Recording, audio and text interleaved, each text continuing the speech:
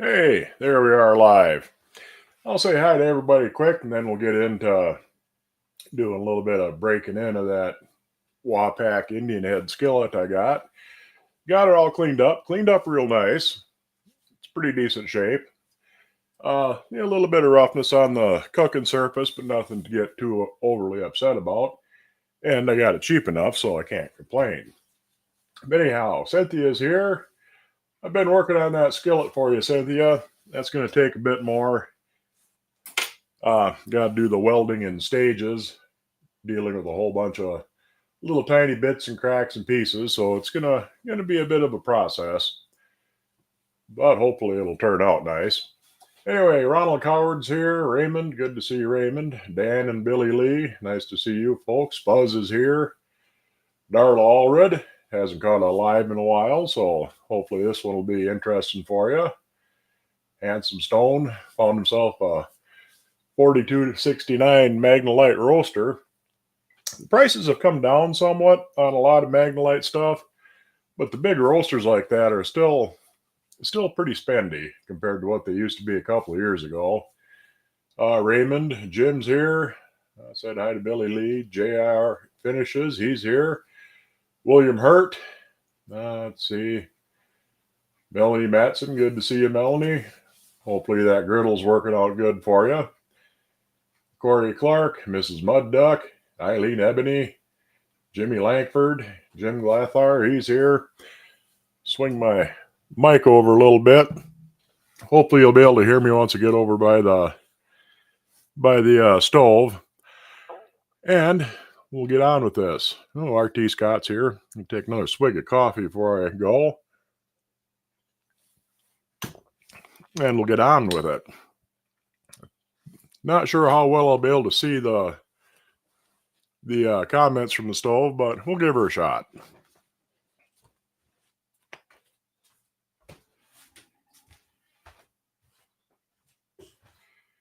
All right, I'm over here now. Hopefully you can still hear me fairly good. What I'm going to do is I'm going to fry up some potatoes and get this Indian head all broke in good. See, there's the logo, kind of a shadow there, and try to work around. There we go. That's a nice Wapak Indian head logo. And you can see the inside's pretty decent shape. But we'll get her going. Fry up some potatoes quick. That's what I usually use to break in a pan after I refinish it and re-season it. The starch really seems to work into the iron good, and it gets a good start on the seasoning. I'm going to warm this up. We'll get that, let's see, left front. Warm her up over medium-ish heat. Now, should you use pans like this that are scarce, valuable, expensive? Absolutely. Now, if I had something that still had its original label on it, I wouldn't peel the label off just to use the pan. But otherwise, the more you use cast iron, the better condition it's going to be in. So I would definitely use even fairly rare pans like this whenever I get a chance. I'd use them a little more gently, usually. Be a little more careful with warming them up. Warm them up nice and slow. I got something on that burner, smoking a little bit. But warm them up good and slow, but go ahead and use them. That's the nice thing about collecting cast iron is, for the most part, you can actually use the stuff that you collect, and you don't have to worry about handling it or anything like that. We'll get this here warming up. Maybe turn her down just a little bit more yet. And I'll come over here quick. I've got to grab this. Okay. Wouldn't be a cooking stream if I didn't have something that I didn't have. But we'll get this warming up good. Start to get hotter on the bottom. And there's something underneath there that's going to insist on smoking. Hopefully that'll burn clean here shortly. I got to remember to speak up a little bit because I'm a bit away from my mic, but hopefully you can hear me good. And I can't really quite see my comments from this angle, so don't ask too in-depth of a question if you're expecting an answer right away. But once we're done with this, I'll go ahead and go back through and see what all the comments are about. Yeah, she's warming up good. I'll turn it up just a little bit more because it's starting to heat through. Now, I usually slice my potatoes lengthwise, make big potato slabs out of them. It covers the bottom of the pan nice, and you don't have so many things to flip around and deal with. I forgot my salt and pepper. That's what else I forgot. You don't have quite so many things to deal with when you're flipping them around, and it just works good.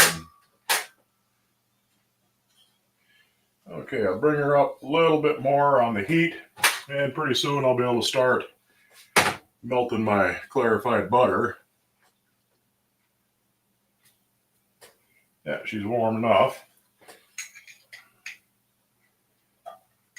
Get this melting good. The first time you do this, you want to use a fairly generous amount.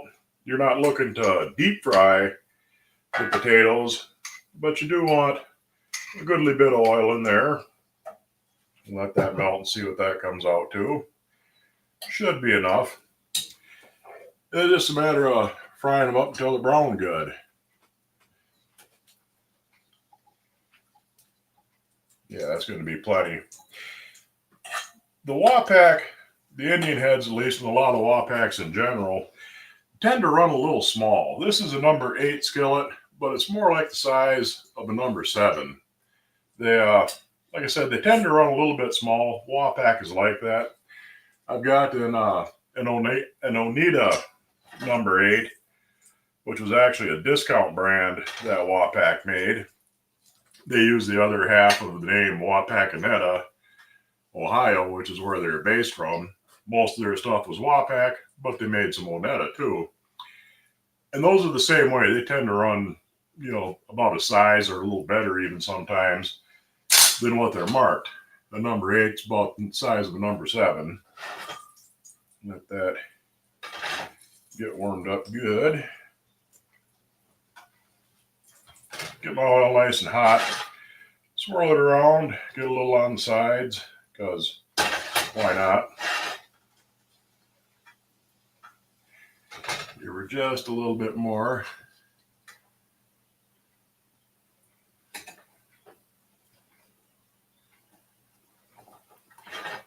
If anybody hasn't been over to Hog Wild's channel, get over there tonight to see his last 2 videos.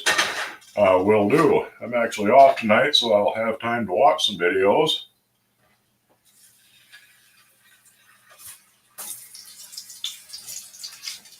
Get those in there, nice big slices of potato.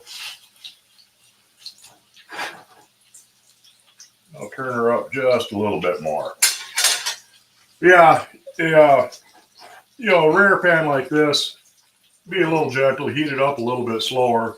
But otherwise, yeah, don't be afraid to use even expensive cast iron. Just because, like I said, using it at least occasionally keeps it in best condition. I mean, there's no sense in going through all the trouble of stripping and restoring a pan and then never using it, and it never really gets used, and it's always never quite right. I mean, you can tell when a pan has been used and kept in good condition.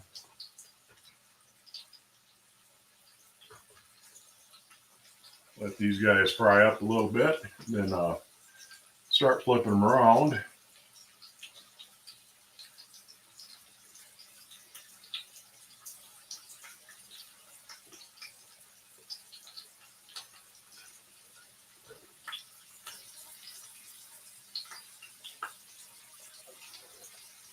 I see Mennonite Farmhouses here. It's good to see you. Haven't seen you around in a while. I'll get these guys loose. And I kind of like to scrub them around a little bit. In the bottom of the pan so that you get the starch off of the potatoes kind of worked in a little bit into the texture of the metal. And the starch helps to seal it up real good, and it carbonizes a lot easier than the oil does.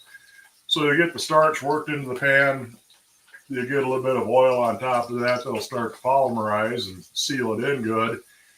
And then it'll darken and blacken, carbonize and turn black a lot faster than just the oil would. So you get a real nice finish on them pretty quickly when you use the potatoes. And it definitely keeps things from sticking later on once you got the surface all sealed up good.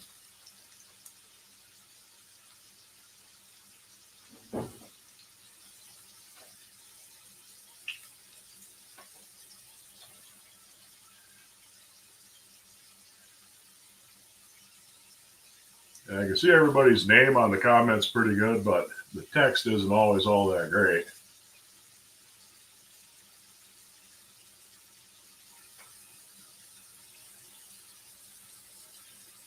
Let's see. Hogwild, he'd love to have a cast iron cook stove, but wouldn't be able to use it 11 out of the 12 months unless it was outside.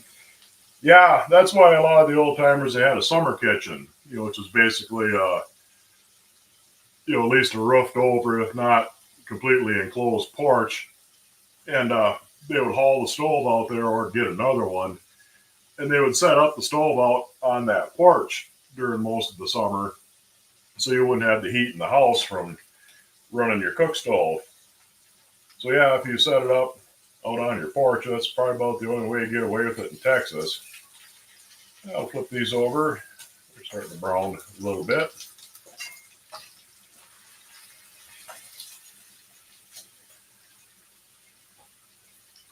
And we'll just fry these up gently. Get a sip of water here quick. In fact, they used to make, I've got one, they're kind of a little set of skates that you could put on the legs of your wood stove so that you could wheel your stove around and wheel it out onto the porch in the summer and wheel it back inside during the winter. I think I showed you that once. I got it kind of cleaned up. I ain't sure where I put it right offhand, but it's a neat little thing. It's got 3 wheels. It's a little 3-legged miniature dolly, and you get 4 of them. Put them on the feet of your wood stove, and yeah, you could drive your wood stove all over the place with it.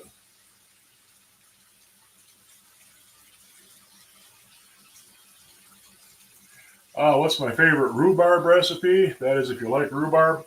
Yeah, I like rhubarb. I usually just make a real simple rhubarb sauce. Cut it up in little chunks, simmer it with a bit of sugar to sweeten it up, and serve that over biscuits or like a shortcake kind of thing. Usually just pretty simple. If there's strawberries around, I'll throw some strawberries in there, make a little strawberry rhubarb thing.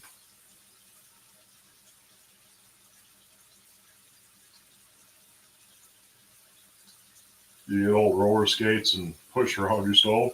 Yeah, it's pretty much what they were. They were little iron, usually 3 wheels on each of them.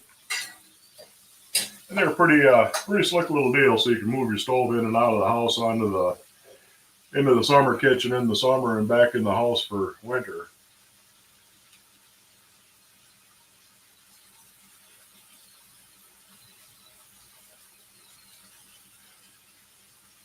Back in the day, saw a number of southern farmhouses that had a kitchen, separated by a breezeway porch. Yeah, it's the general idea of it. You get the stove out on the porch so you ain't got the heat in the house in the summertime. Because without air conditioning, it's definitely going to get toasty running a fire in Texas in the middle of July. These are just about done. A little bit more on that other side. I'll have me some potatoes. That's really all there is to breaking in a new pan. Usually I'll do a couple of batches of potatoes before I start using them for other things, frying meat or eggs or things like that. And it really seems to break them in good. And yeah, this pan really cooks nice. I mean, that's browned up real nice and Nice and even, nice and easy. Nose itches. Gonna be one of them itchy nose kind of nights, I think.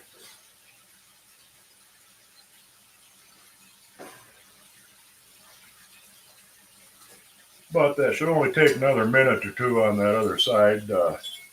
Finish browning them. Yeah. That guy could use just a little bit more.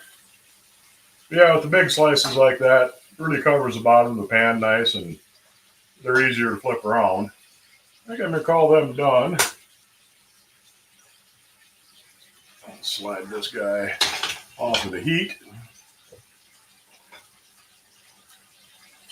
Come here, you.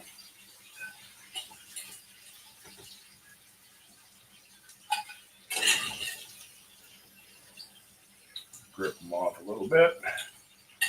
That last one. There we go. And I'll give these guys a little salt and pepper.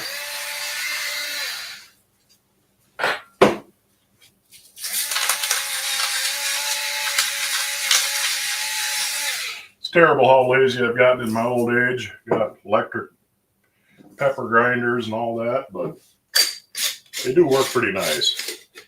Put that aside, grab these, and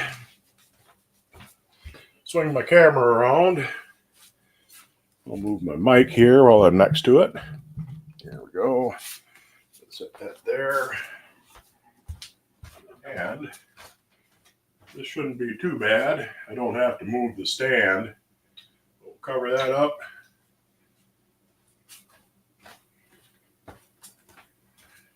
Swing around with this. That should be right about the right spot. Just guessing. And I got to turn off this light. Okay. And we should be done.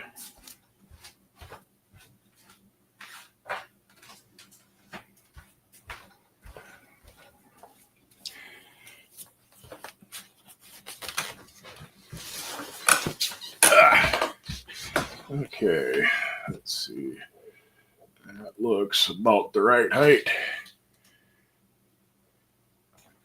There we are.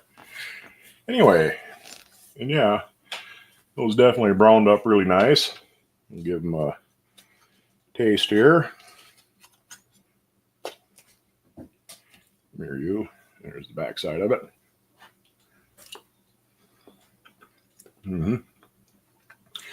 Real good.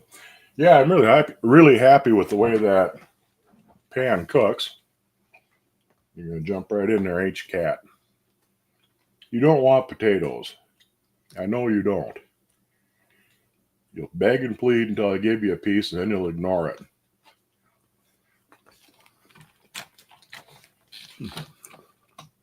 Better make sure my keyboard is off with a cat running across it. Let's see, I still got my handle in the way there. There, get that adjusted.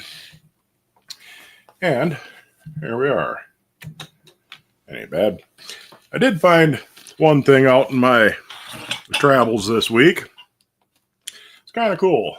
That is a Guardian ware coffee pot. Actually, it's more of a pitcher. Got a nice glass lid on it. There's notches in the lid, so you can line it up with the spout and turn it on or turn it off. And let's see here. I'll show you the logo on the bottom there. Guardian service. And yeah, that's really nice shape. Pretty clean. The inside's nice and shiny. Little bit of cleaning, and that'll be just perfect. But paid $5 for that. I haven't seen one. I've seen quite a few different Guardian ware things, but never come across a picture like that. Grab my towel here and mop my sweaty face. And here we go. Got a big tub full of Guardian ware. Pretty cool looking and stout. Yeah, that's pretty heavy casting on that stuff. It's good heavy duty good heavy duty aluminum. Some people say it can warp, but I haven't seen any that's been warped that I come across. So, but it's pretty nice stuff in general. And yeah, they're really cool designs. It's got a little knight's head on the lids. They got real nice handles on it. No, cat, you don't want a potato. I know you don't. Don't lie to me. Don't beg.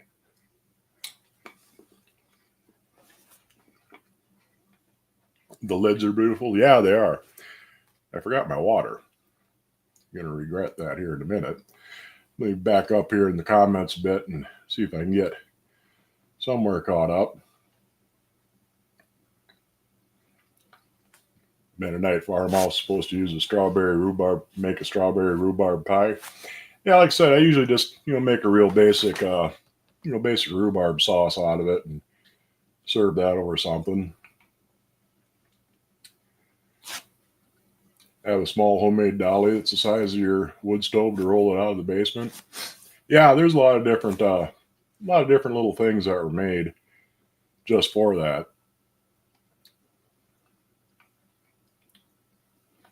You fry potatoes too. Your chickens are happy. You get tired of potatoes quick. Yeah, you can get sick of them before you have them too much, but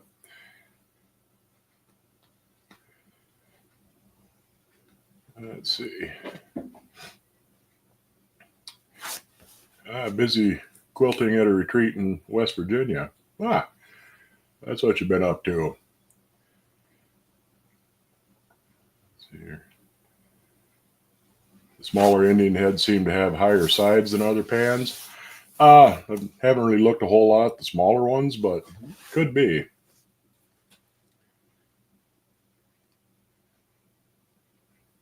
Thanks, Fuzzy. Let's see here.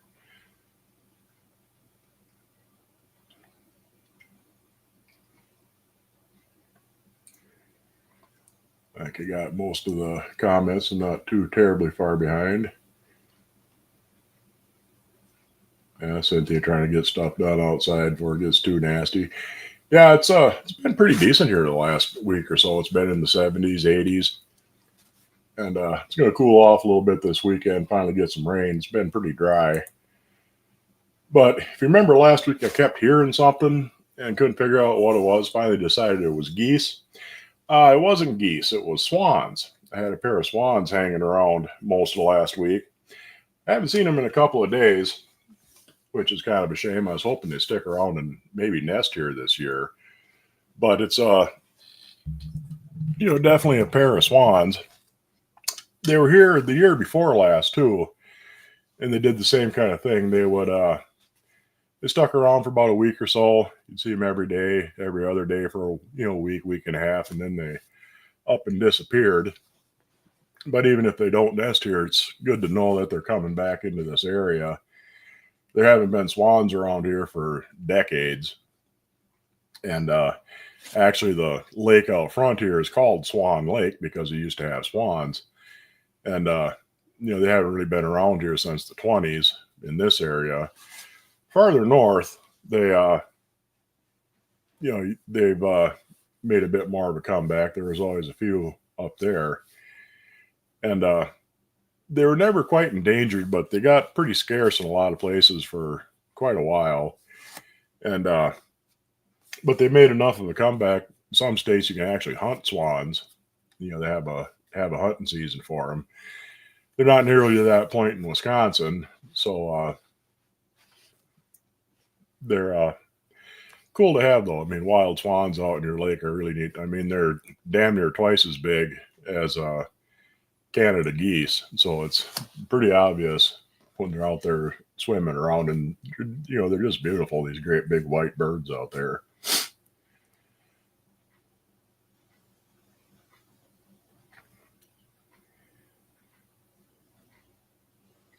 Let's see. Now I have to go out and find out what swans like.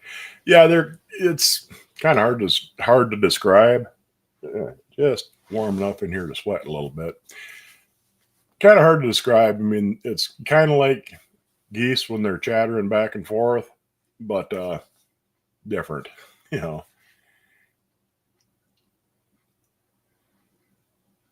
Heard if you take rhubarb, grind it up, add sugar and a little lemon juice, it's really good. Yeah, I just I don't grind it up. I just, you know, cut the stalks into little, you know, little chunks, a little bit of water, add some sugar, and you know, just simmer them, and it'll thicken up on its own. It makes a really good sauce.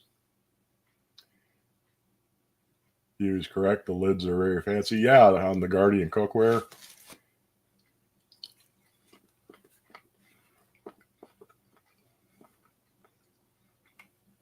A real live roadrunner. I like to see that. I see a picture of them. They look like a really cool bird. We have swans, pelicans, geese, ducks, sandhill cranes. Yeah, well, now I got everything, all of those here except the pelicans. But there are pelicans in the area. They'll follow they come up the Mississippi River, up the Chippewa River. So there have been pelicans around here. I mean, in the middle of Wisconsin, you wouldn't think there'd be pelicans, but you do see them once in a while.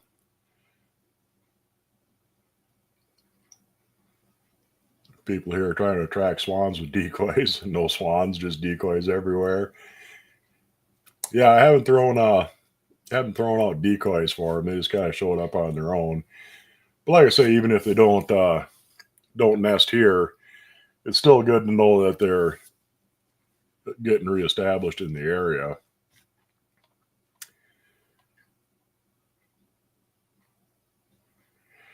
If I could only keep one of my pans, which one would I choose? Ugh, that's kind of hard to say.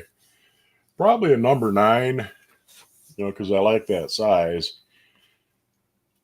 It's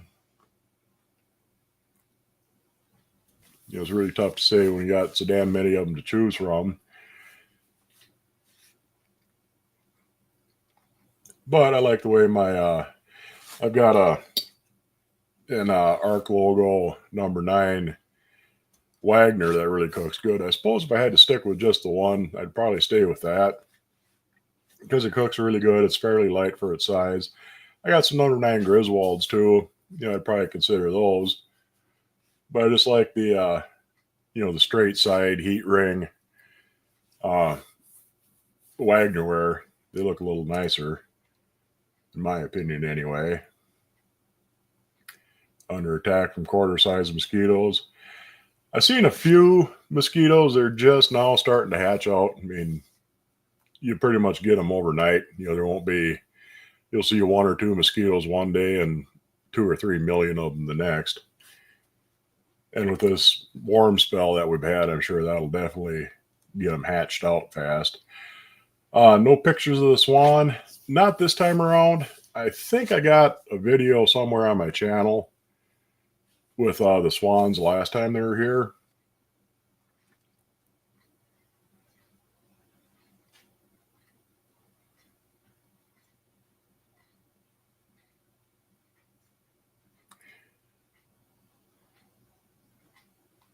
Honey Badger's gonna stir fry some cats.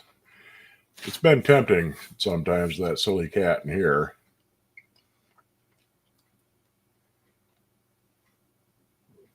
They only get drunk off the mosquito spray. You'd choose a smooth bottom Griswold, large block logo. Yeah, they're good, damn good pans. But I like the aesthetic of the old outside heat ring. The skillet's a little better. I love your griddle. Well, you're welcome. Hopefully that'll give you many years of good solid service. Keep munching on my potatoes here. I am going to have to get up and grab my water quick, so I'll be right back.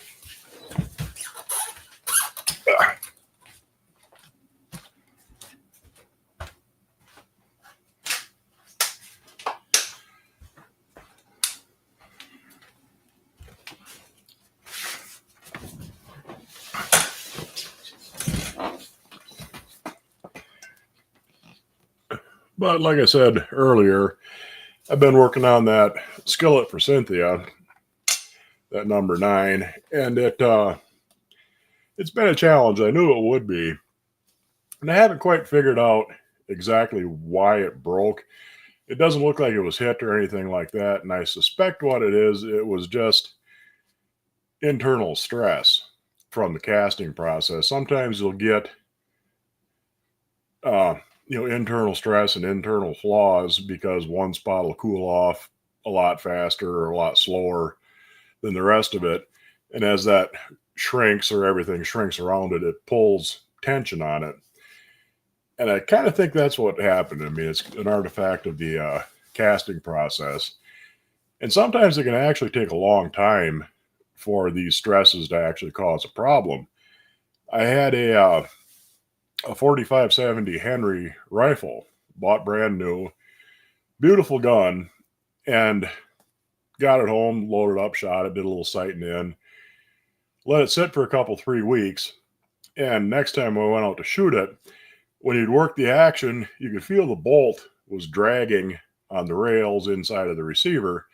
It was actually starting to shave metal off of it. So I got a hold of Henry and they said to send it in and they'd take a look at it. And at the time, their warranty service, and they had a plant in New Jersey, and that's where their main office, and they did their warranty work. So I had to send it to New Jersey. And I was doing some running that day, and I shipped it out from the UPS depot in Rice Lake. Shipped it to New Jersey. They took a look at it. Their guys there couldn't quite figure out what was going on. So they have another plant with their custom shop and their, real high-end gunsmiths in Rice Lake, across the street from the UPS depot where I shipped it from. So I shipped it from their plant across the street from their plant in Rice Lake to New Jersey. They shipped it back to where it started. And it turned out what had happened is during the heat treating process, the metal was stressed. It didn't release the stress like it should have. And over time, even over the months it sat in the store and the time I had it, it slowly warped and twisted the receiver, and there's really nothing they could do about it. But it was just internal stress trying to release itself. And I kind of think that's what's went on with that skillet I'm going to give her. But there's a lot of cracks and little pieces in that one area, so I have to kind of weld it in stages, weld up, some of these cracks, get all the little pieces stuck together as best I can, then weld up the bigger cracks, and make relief cuts so it's got room to expand and contract. And yeah, it's quite a challenge, but I knew it would be, and I should have it done hopefully next week. Let me see here.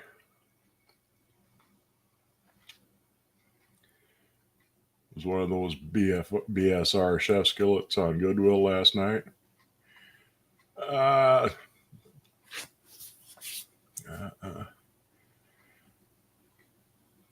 Bog Wild would probably take his BSR chef skillet.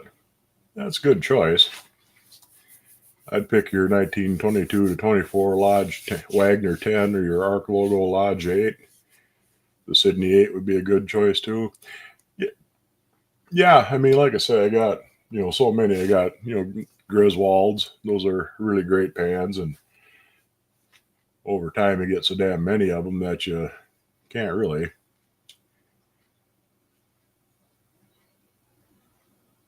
Oh, that knot is still sticking around on my head.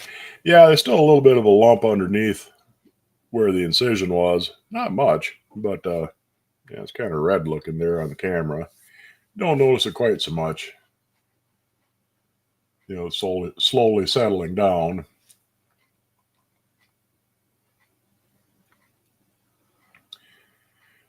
Your rich old cousin abandoned most of his pans and usually uses the Dutch ovens because of the no splat factor.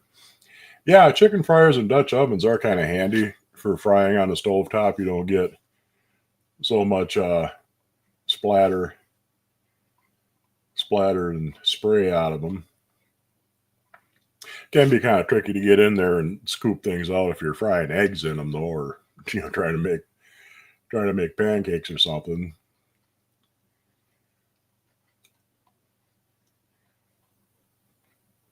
Let's see here. Haven't had many flea markets. Your auctions are shut down. Yeah, should be picking up here pretty quick for a lot of stuff.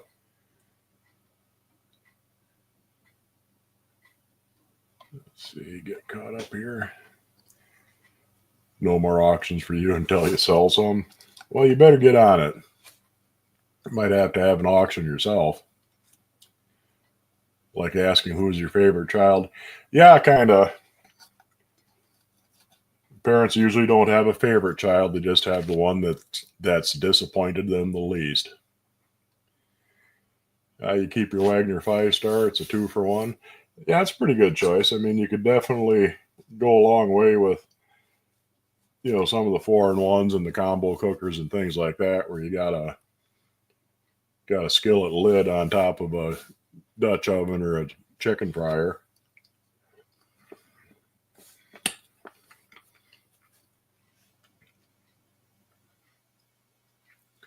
Looks like a Nebraska mosquito got my forehead. Yeah.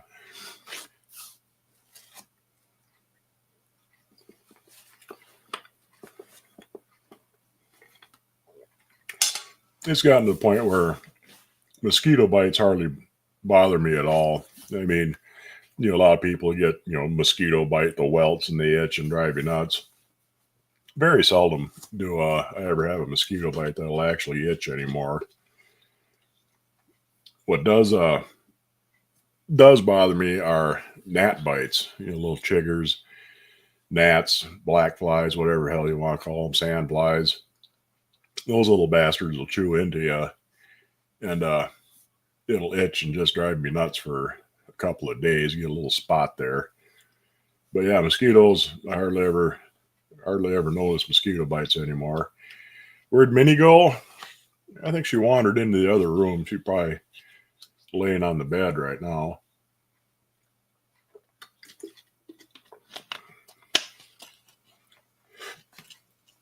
You've downsized big time.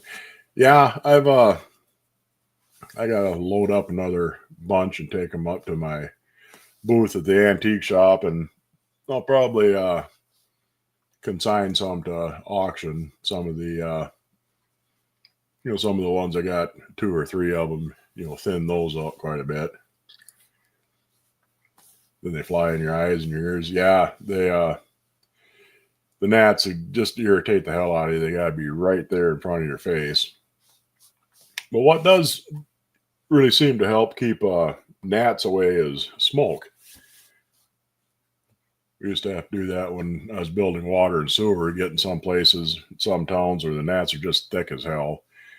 And if you're smoking a cigarette, it would keep the gnats away. But you can't smoke that many cigarettes in a day. So we finally built some little smoke bombs. Take a coffee can, punch holes around the bottom rim, throw a handful of charcoal in there, get that cooking, and then start stuffing pine needles in there and make a big cloud of smoke and really chase the gnats away good.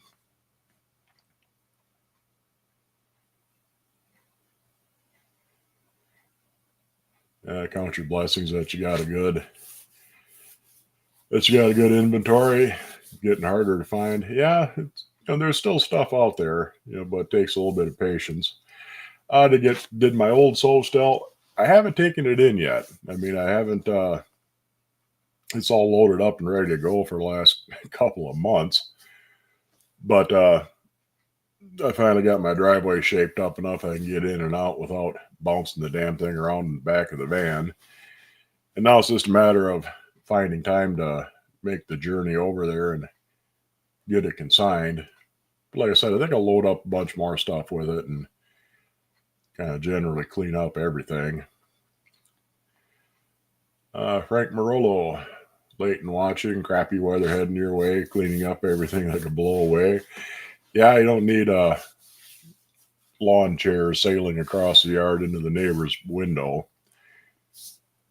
But it's not going to be too bad here. Might finally get some rain tomorrow and Thursday, and then it's going to cool off a bit over the weekend, and we'll see. Been a little bit dry. I mean, we could definitely use some rain here, but it's been really nice otherwise.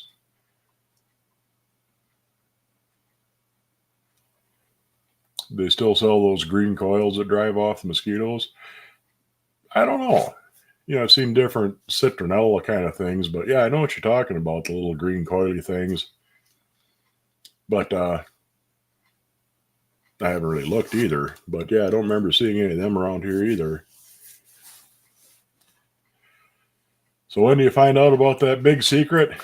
It's finally winding down. Thursday, I'll be over the last major hurdle that's been just driving me out of my goddamn mind here for the last month.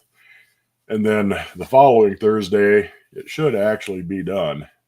And then, so not next Tuesday, but the following Tuesday, I should be able to tell you all about it and let you know what's going on. But yeah, it's been needlessly stressful and irritating as hell. And I'm not easily stressed out, but this has just been driving me nuts. When you were a young framing carpenter, you kept a little sample bottle of Skin So Soft. A lot of people swear by that, the Avon Skin So Soft, and they say it keeps the bugs away pretty good. I never really tried it. I never really cared much for the smell of it, but yeah, a lot of people swear by it. I wonder if wood stoves sell for more in the fall. Probably. I mean, if you sold it, in middle of August on into November, you'd probably sell a lot more of them. Especially people looking to get a wood stove for their hunting shack. Before deer season, the end of November.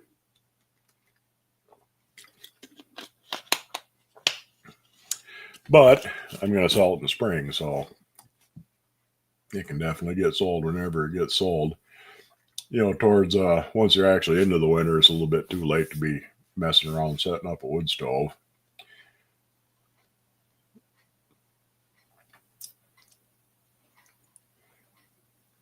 You're wondering too, out with it? Nah, not until it's done. I ain't gonna let you know until everything's a done deal. Yes, at the dollar store you've seen them. Oh, that's cool. Give Dollar General a try if you're looking for those skeeter coils. Job related, pregnant. Yes, one of my coworkers got me pregnant. Ex-wife coming home. You're better off if all you have is a late wife instead of an ex-wife. Works on South Carolina gnats. Yeah, like I said, a lot of people have swear by it. Swisher Sweet cigars, especially while fishing. Yeah, smoke keeps a lot of them away. The mosquitoes, not quite so much, but thins them out a bit. But it really works great on gnats. My old stove was nice. Yeah, I like that one. My old was pretty good, solid stove. I mean, it should sell for a decent price. It's not hugely valuable. I mean, it's got some wear and tear on it, but it's fully functional and in decent shape. So anywhere from, some of the rougher ones I've seen have been selling for about 200. This should probably go for maybe 3-4 in there somewhere. Kind of depends. Vaping, I don't know if vaping works. Any cigar will work. Yeah, just generally smoke. Like I said, those smoke bombs worked real good. Get some pine needles going, and they smell nice, which is kind of good.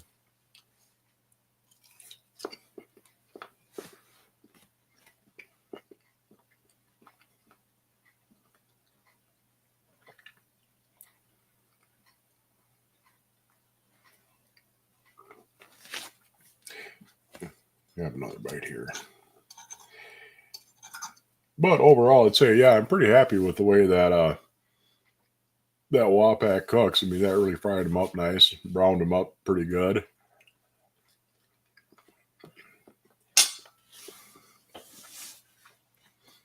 Been burning cut grass in the fire pits to keep the bugs away. That'll work too. Let's see. After 6ish, she stay inside. Yeah, I mean it gets terrible around sundown with the goddamn mosquitoes. You never smoked it, I have to take it up to keep the skeeters away. Yeah, get your big old cigar and just puff away on it all day long.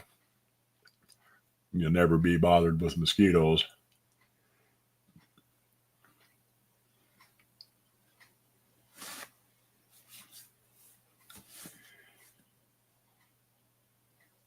Cynthia got gators in your area? Well, do you? I don't know if the gators would mess with Cynthia. They probably don't want to take the chance.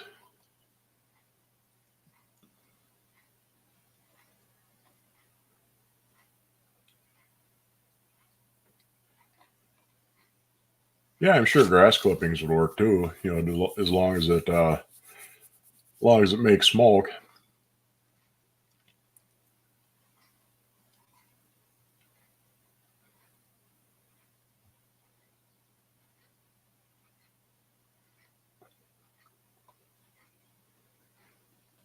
Mosquitoes eat you up. Guess they like extra sweet diabetic blood. Well, they probably do.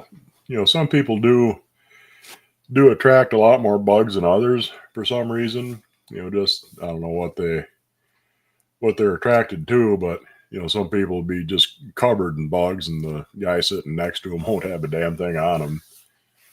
Just the way they work. Cynthia has to carry around a skillet just to ward off the gators. You got black bears now, gators, fox, and lots of snakes. Yeah, you are kind of in snake country down there. At least up here, we don't have to worry too much about venomous snakes. There's timber rattlers, but they ain't real common around here. You know, there are a few, but apart from that, pretty much all the snakes in these parts are harmless.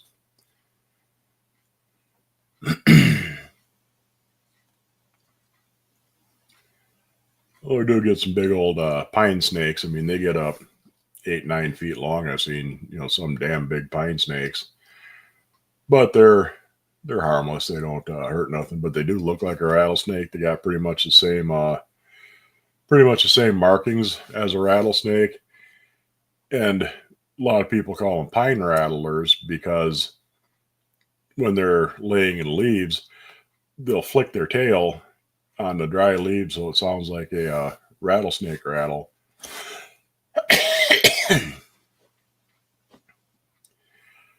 Got plenty of bears and rattlers here in Montana. Yeah, the rattlesnakes in Wisconsin, they're getting fairly scarce. They're mostly in the really rocky areas down around the bluffs along the Mississippi and in the southwestern part of the state where there's a lot more rock outcroppings. But there are a few of them up in these areas too.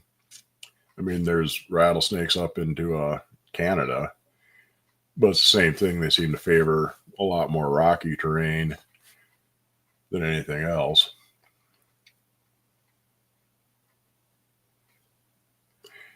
Start a piece of firewood, then throw on a pile of day-old cut grass, like a Cheech and Chong movie, for hours. Yeah. Yeah, Dan's got to get up early in the morning. Well, you go to sleep, Dan. Hopefully, you enjoy your rest. World's largest rattlesnake roundup is in Sweetwater, Texas, your hometown. Yeah, if you got enough of them around, you can round them up. But like I say, they're pretty scarce in Wisconsin. I don't know if they're considered endangered. They are threatened for sure, but I don't know if they're actually considered an endangered species.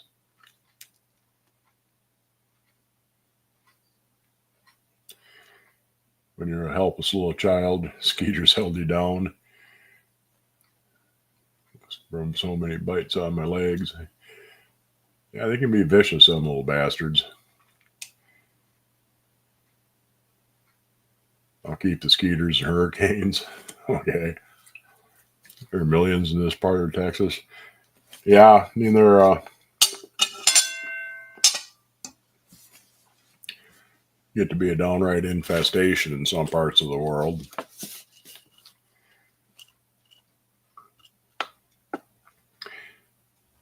Yeah, black bears in northwest Connecticut. Saw one last summer when you're outside cooking. He charged you, you'd had to grab the sausage and run like hell.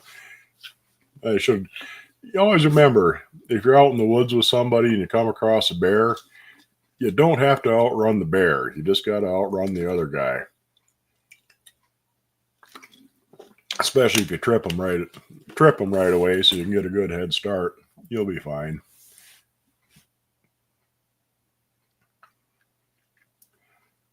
Keep away from Sweetwater. Yeah, millions of rattlesnakes. Might be a little bit more than most people want to see. Mosquitoes sense potassium coming through your skin with sweat. Female mosquitoes need for their eggs, so watch your fruit intake. That makes sense. I know they're drawn to carbon dioxide too. That's how they locate things to begin with, but that could be. I mean, that makes sense why some people seem to draw a lot more bugs than others.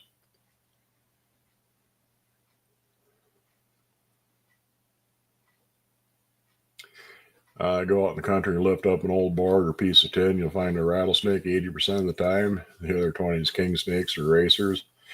Yeah, we got, like I said, pine snakes.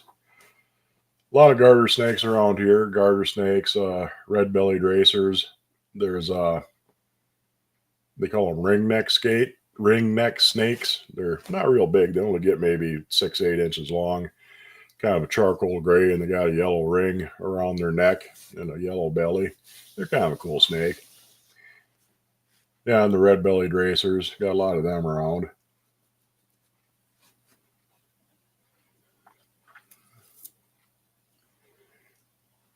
That's not good advice for your old ass. Well, you just got to find somebody more sick and crippled than you. You always have somebody who's worse off than you that you can throw to the side for bear bait. Why are you on yourself with your feet up and skin crawling? Yeah, snakes are good eating. I guess I've never had it, but fried rattlesnake's supposed to be pretty damn good.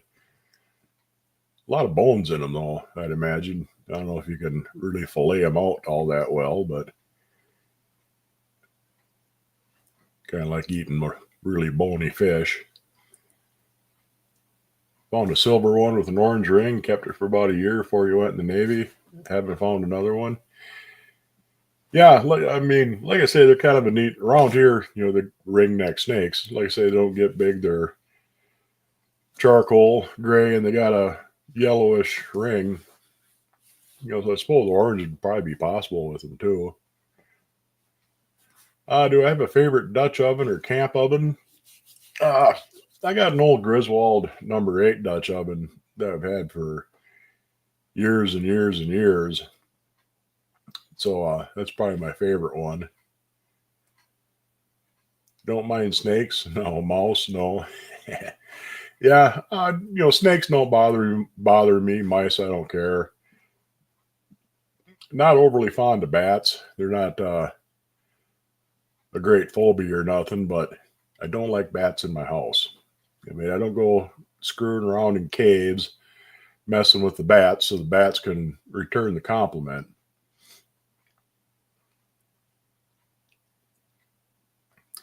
In Pennsylvania, you got copperheads too. Yeah, we don't have copperheads. We do have water moccasins down in the Mississippi. Sometimes, I mean, they'll work their way up this far north. But again, they're pretty uncommon too. They don't make it nearly this far. They pretty much stick to the Mississippi down in that part of Wisconsin. Scared of two types of snakes, live and dead. Gator bites, conch fritters. Yeah, I've never had gator.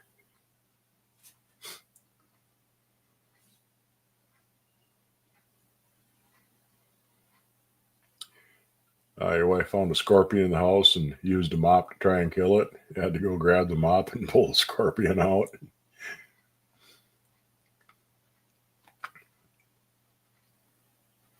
Yeah, scorpions, you can still poke yourself on their stinger even after they're dead, so be pretty careful with them things. You have timber rattlers and prairie rattlers. Yeah, we just got timber rattlers around here. Wow, look at that. We're almost done. 55 minutes into it. Yeah, hopefully next week I'll have Cynthia's skillet done. I've been taking some pictures of the process along the way. And like I said, it's been pretty intricate and involved doing it.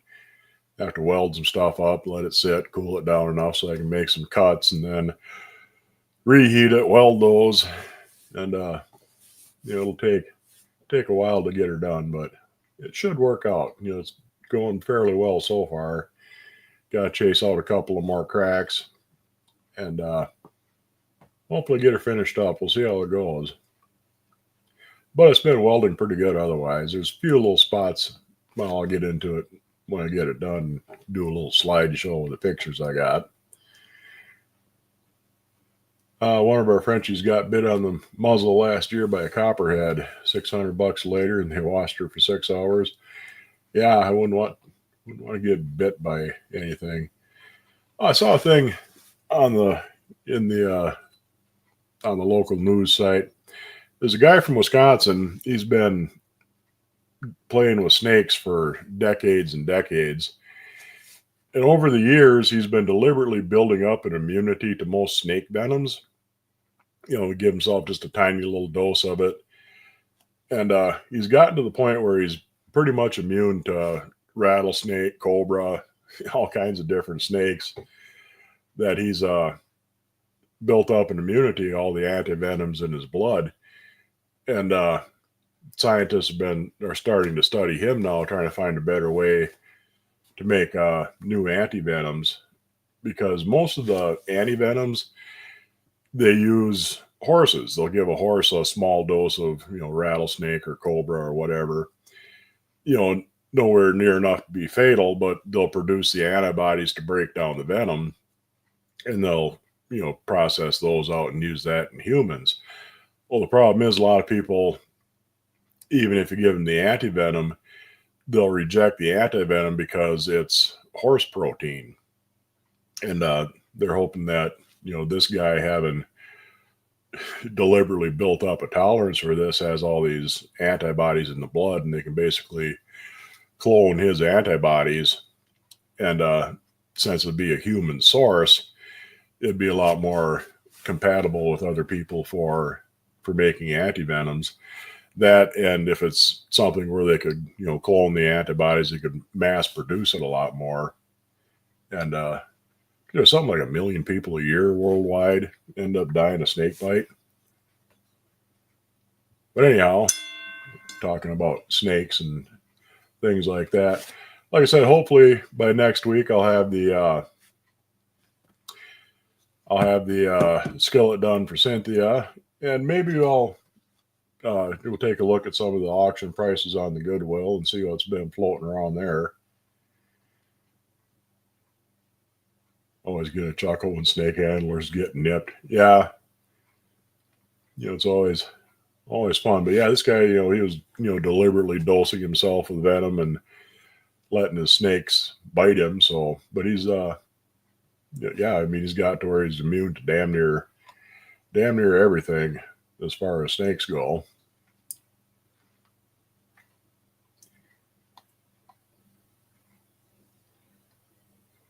Forgot your boots outside. That's how you got bit by a black widow.